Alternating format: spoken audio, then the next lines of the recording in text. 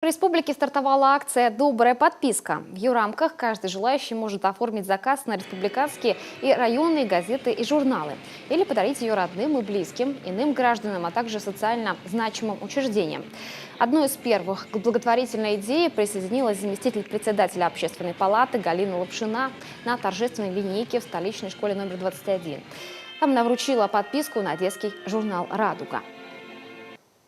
Призываю всех неравнодушных людей вложиться, вот как-то приобщиться к этой акции. Это недорого, это абсолютно недорого.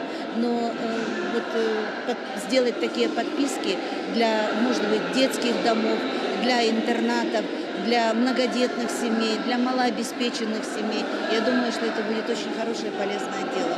Особенно в 1 сентября. Добавим, что оформить добрую подписку можно в редакциях печатных СМИ или на сайте и в любом отделении Почты России.